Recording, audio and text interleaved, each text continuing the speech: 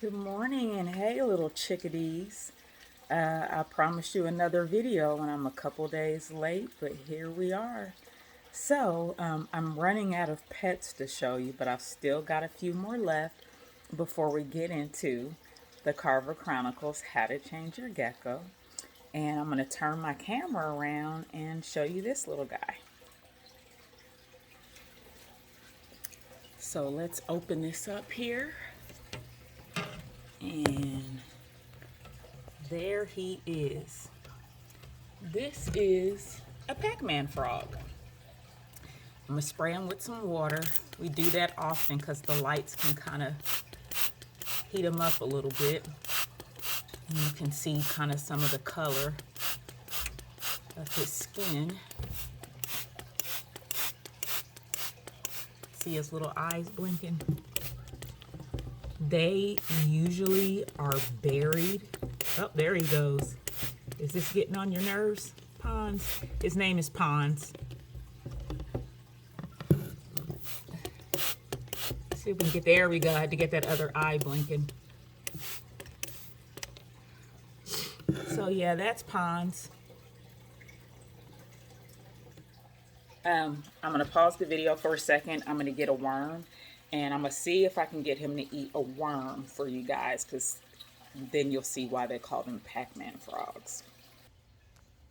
So I feel like you're not gonna get the full experience until you see me digging into this container for the worm. So I'm gonna flip the thing around.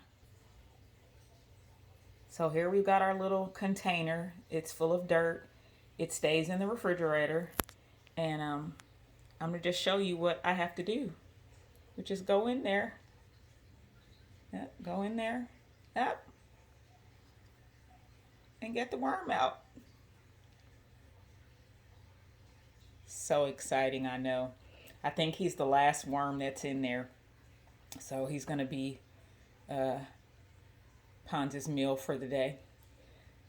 Watch him slinking around on my hand. So I'm gonna pause it again. And hold on just a second, guys. Ooh, wormy, wormy, worm. Wormy, worm. All right, I'm gonna pause it again. So I'm back. Sorry for the back and forth. My daughter's still sleeping, so I don't have a camera person. So I'm gonna turn it back on Pons, and there's only one problem. I cannot find the tongs. There's a possibility that he might get my finger, but you'll still get an idea of why they're called a Pac-Man frog. So I'm gonna get this worm in my hand, and I'm gonna hope that I don't get my finger decimated by this frog. Usually when you have the tongs, this worm. Usually when you have the tongs, you kind of grab the worm and you kind of dangle it in front of it. See how it's lengthening? So I'm going to do that, and I hope that Pons doesn't take half of my hand off. Uh-oh, I dropped the worm on the ground.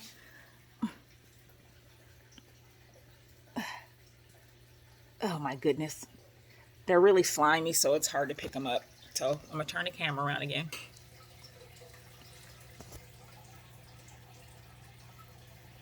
Let's see if he sees it. He got my finger! And I don't know where the worm went to. There's the worm.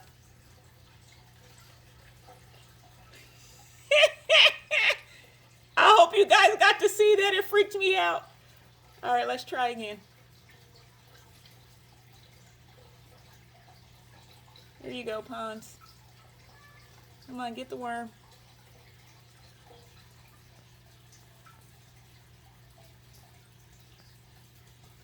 Oh, come on, this worm is slimy and slippery. Oh, there he goes. Okay. Dang it, worm. All right, Pons, you want to try again?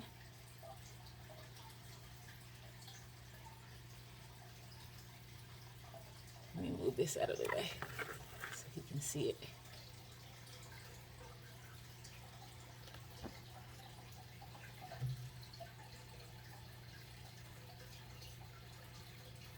Come on, Pons. Sometimes if I tease him with it, well, darn it. I'm going to put the worm right here. See if he sees it. Nope, the worm is going back into the dirt. It's actually called coconut substrate. Let's try it again. Come on, Pons. Sometimes if I tickle it in front of his mouth or his nose, he'll... Come on, Pons.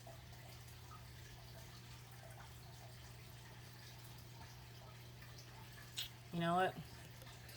This is a little dish we put in here. He doesn't really go in it, but I can at least try to feed him the worm a little bit later. Get off me, worm. So there's the worm. There's Pons. Tell Pons goodbye now. So I'm gonna wash my hands real fast, and then we'll try Pons on another video. Maybe we can get him to eat the worm and not my hand. So I'm gonna go ahead and wash my hands and get ready to start the story for you guys. Okay, so Miss Cain has to prepare herself for these videos, so I have to get my little stand put up and make sure the lighting is okay. I've got a little friend of mine over here, Mocha, that might pop herself in the video, or you might hear her meowing very loudly. Okay, let's go to the next chapter that we are on. We're getting really close to the end of our story. So now we are on chapter 10 called Storm Warning. If you remember in the last story, Carlos is pretty sure that Bernardo has taken the puzzle pieces and he would be correct. So we're picking up where we left off at. Why is it that when you're dreading something, it comes super quick? That's the way Carlos feels about soccer these days. He's been dreading Saturday's game, and here it is, Friday already.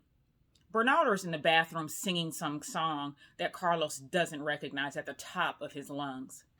He thinks about the puzzle pieces he retrieved from Bernardo's backpack. He'd squirreled them away in his pencil box when Bernardo wasn't looking. He could show them to Mommy and get his cousin in trouble. Yeah, Mommy and Poppy too. Think Bernardo was so great with all his athletic prowess. Wouldn't they like to know that he took the last 3 puzzle pieces from the 1,000 puzzle piece? And just as the class, I skipped a page. There we go. And just as the class was about to finish too, wouldn't they like to know that Mrs. Shelby Ortiz won't be able to put that special glue on the puzzle like she planned? And wouldn't they like to know that there nearly went room 10's chance to hang the 1,000-piece puzzle by the classroom door so everyone in the whole school could see it when they passed by? Yeah, sure, Antonia came up with that idea about making their own puzzle pieces out of cardboard, but what if Antonia hadn't come up with that idea? All those months of hard work would have been gone to waste. For some reason, he knows he won't tell his parents. He's not sure why. It just doesn't feel as good as it should. Will he tell Miss Shelby Ortiz? He doesn't know. Maybe not. It almost feels like he'd be kicking Bernardo while he's down. He realizes when he walks into the classroom that he's not going to tell Miss Shelby Ortiz either. He's not even going to tell Richard or Gavin, because then he'll be the one who's embarrassed about having a bozo for a cousin. What would they think learning that Carlos's own cousin is not only a thief, but also the kind of person who try to ruin stuff for the rest of the class? Carlos says nothing.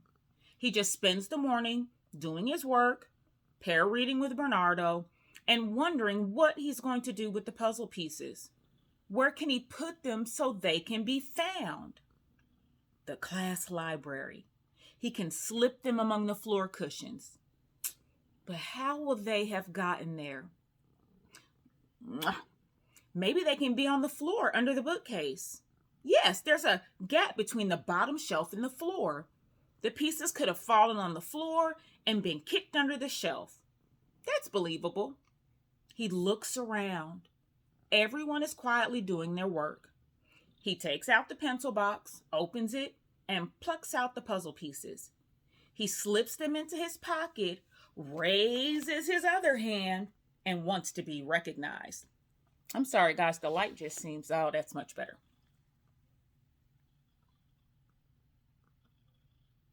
Okay. He waves it around. It gets Rosario's attention. Come closer. She looks over at him. Finally, Miss Shelby Ortiz glances up and catches sight of his hand. Yes, Carlos? Can may I sharpen my pencil? Miss Shelby Ortiz nods. She gives you 3 times to sharpen your pencil in one day.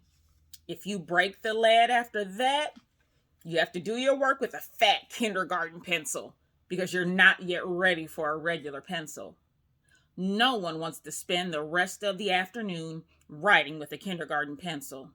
It's embarrassing. Carlos fingers the puzzle pieces in his pocket. He looks around, sharpens his pencil, then blows on the lead. Everyone is busy. He drops the puzzle pieces, then kicks them under the bookcase. He returns to his seat, wondering who is going to discover them. At one point, while he works on his math assignment, he looks at Bernardo, who is doodling on his workbook page. It looks like he's completed only the top row of problems. He should be nearly finished. He's not using his time wisely. That's what Miss Shelby Ortiz says when she catches someone doing everything but completing their assignments. Miss Shelby Ortiz is busy posting student work on the Good Job bulletin board. They had to write a letter to a classmate about a place they'd been to, interesting or boring. They had to remember to include supporting details after each topic sentence. They pull one another's names out of a box without looking. Carlos had gotten Ralph's name, and Rosario had gotten his. He wrote about Zooland. There were so many interesting things to write about. He almost couldn't stop. He never knew giraffes can use their necks as a weapon in combat bouts, or that their closest relative to a hippopotamus is a whale. Rosario wrote about visiting her great aunt at a senior living facility. The only thing she'd like were the free donuts in the lobby. Antonia raises her hand. Yes, Antonia, Miss Shelby Ortiz says. May I get a new book to read? I've finished this one. Most of the class will choose the puzzle table when they finish their work early and have free time. Antonia usually chooses reading for pleasure. Yes, go ahead, Miss Shelby Ortiz says. Carlos can't help checking Antonia every few moments as she looks for her next book. When she squats to search the bottom shelf, he holds his breath. Carlos's view of her is blocked by the bookcase. She's out of sight for what seems like minutes as she squats behind the shelf. He looks at his next problem. It's a multiplication problem with a 3-digit multiplier. He begins to tackle it. But then he finally hears what he's been waiting for. Miss Shelby Ortiz, look what I found.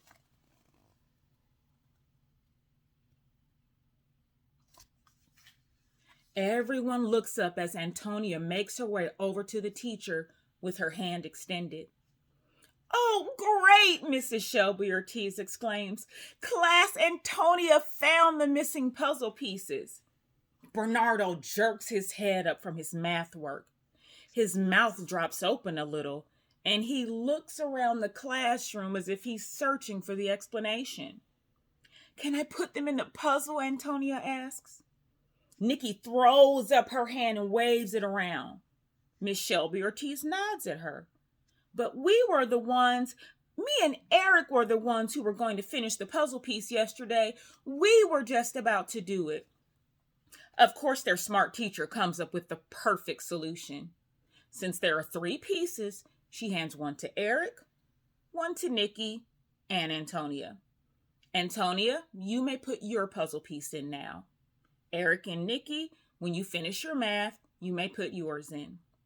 A few minutes later, Nikki is the person to place the final piece in the 1,000-piece puzzle. Carlos thinks she slowed down on purpose just so she could be the one to complete it. It would be like her to do something like that. She brushes her palms together and looks around as the whole class cheers.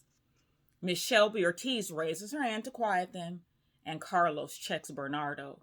His mouth is poked out. He doesn't look happy. Not at all. There are dark clouds in the sky by the time school is over. They look heavy with rain. There might be a storm coming. A big storm. As he and Bernardo walk to Mommy's car, Carlos looks up and his heart races with excitement. A big storm with lots of thunder and lightning, a storm that lasts through the night and into the morning, and maybe a little bit in the afternoon, could mean a canceled soccer game. He smiles as he climbs into the back seat of the car next to Issy and her tiara. "What's so funny?" Issy asks. "Oh, nothing."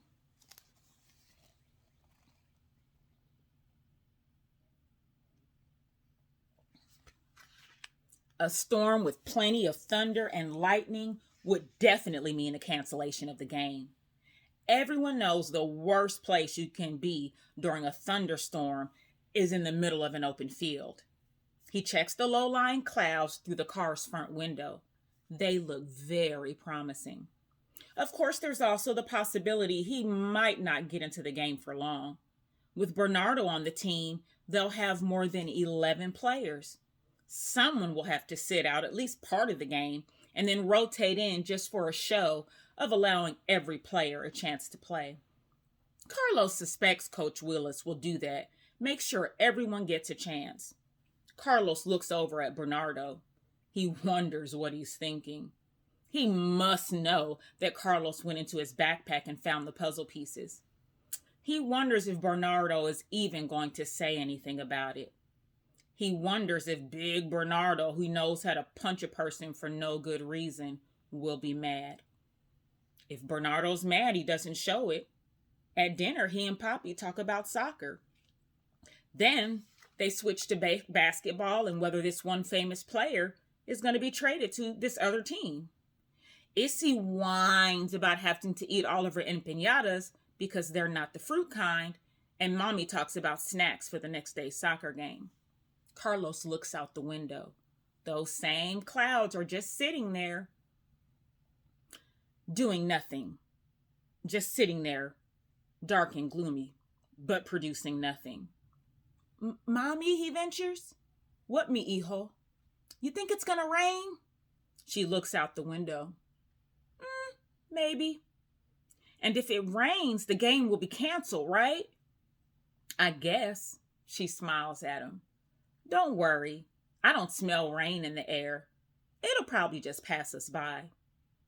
Mommy must be right. First thing Carlos does when he gets up the next morning is run to the window. No rain. There's a little wind and it's still overcast, but nada, nothing. He listens for the sound of his mother in the kitchen preparing breakfast.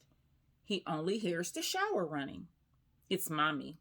He knows his father is still sleeping because Mommy always gets up before Papi. Then she has to shake him, go brush her teeth, and come back and shake him some more. He glances at the top bunk. Bernardo is still asleep too, on his back with his mouth open. Carlos slips on his soccer uniform and tiptoes down the stairs and out the kitchen door.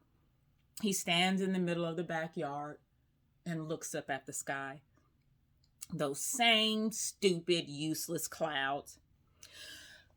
He takes a deep, big breath. Does he smell rain? He can't tell. It just smells like regular air with nothing special about it. He goes back inside and into the kitchen. What he needs is a toaster tart to make him feel better. He knows he's not supposed to eat toaster tarts for breakfast, but he's only going to eat it this one time, just to give him strength or comfort or both. He opens the cabinet where they're kept and reaches for the box. It feels kind of light. He peers inside. Empty! He can't believe it. That dumb Bernardo ate the last toaster tart and put the empty box back. Who does that? Who eats the last of something and puts the container back on the shelf? How would mommy even know she needed to buy more with the box sitting up there in the cabinet? Later, it's all he can do to keep from glaring at Bernardo while he's eating his oatmeal. Bernardo and Poppy are strategizing about the upcoming game.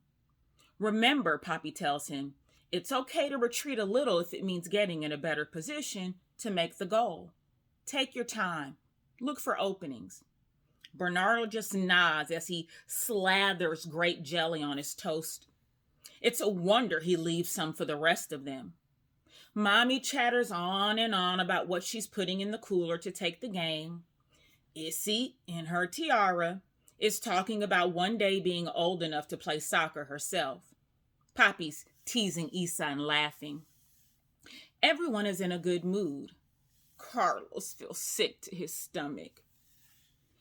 It's just his luck that the 12th team member, a kid named Ellis Warrington, is sick with the flu.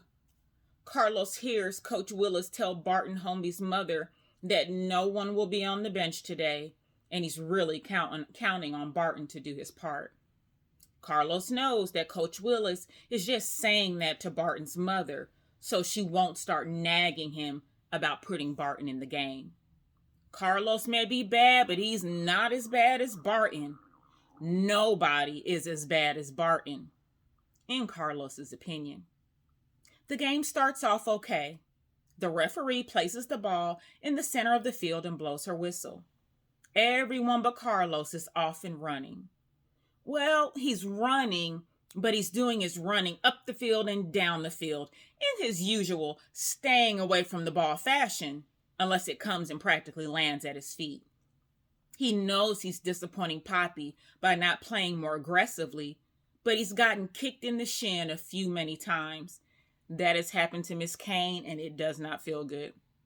The players don't wear shin guards because Coach Willis says the team is not at that level yet. Carlos doesn't know what at that level yet means. Suddenly, Bernardo breaks away with the ball, kicking it toward the goal, far ahead of the other players. Carlos can hear Poppy cheering him on. Feeling safe, Carlos follows with his teammates. Bernardo kicks a nice shot low into the goal, and though the goalie makes a dive for it, he misses. Parents cheer, and Poppy thrusts his fists into the air. The score is now 1-0, thanks to Bernardo. The other team gets the ball, and Carlos runs up and down the field again. Then the ball is kicked right to him. Out of nowhere, a player from the other team, a girl, steals it away and charges toward the goal, but not for long.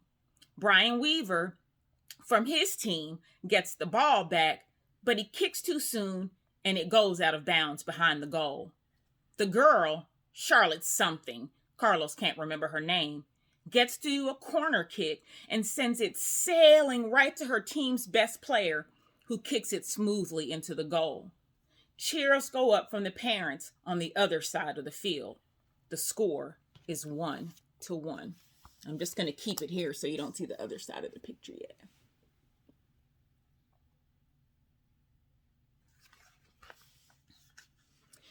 It's still 1-1 right up until the last 7 minutes of the second half of the game. Carlos continues to let his teammates make most of the effort. Once he gets to take a corner kick, he puts up his hand to signal he's about to kick the ball towards his teammate in a way that's to appear important, like a real participant. He glances over at Mommy. She's sipping coffee from her thermos. Poppy is eating chips out of a bag, and Issy is drinking juice from a box. So this is the picture where kicking from the corner.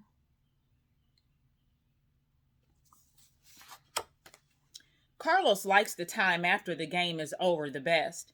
Then they have a picnic on a blanket with sandwiches and cold drinks. Poppy uses that time to give Carlos pointers like planning his free kicks or throwing better or searching out and passing to the player who's in a good position. Poppy must not know how hard that is to do with everyone moving around. Then he'll complain about some stuff the referee missed. Then he'll muse about taking over the task of refereeing himself. I know I could do a better job, he always says. Carlos is thinking about the picnic lunch and how the game is almost over when he discovers himself near the goal. Somehow the ball is suddenly skittering right at him, a straight shot, only an inch or two above the ground. He's the only one on his team in a position to stop it. He finds himself helplessly mesmerized by its speed and accuracy. He just needs to stick out his foot or kick it away or do something. He decides to try for a kick. Wrong choice. If he had just stuck his foot out, it would have deflected the ball and sent it off in another direction. But no, he wanted some of Bernard's glory. He decided to kick the ball away from the goal instead. But his foot slips over the top of the ball and does nothing to stop it. It makes its way right into the side of the net before the goalie can get to it. A wild cheer goes up from the parents and family members on the visitor side of the field. It sounds as if it's coming from underwater, slow and wobbly. Carlos looks over at Poppy. Poppy has his head in his hands. Then Poppy is raking his fingers through his hair. Carlos feels nauseated again. Mommy has this awful look of sadness mixed with pity on her face, and Issy is without expression. She doesn't know what's going on anyway. She doesn't even count when it comes to opinions. Carlos thinks as the referee blows the whistle. What is going on with me? As the referee blows the whistle, signaling the end of the game. So this is how his family is looking. They are looking pretty disappointed.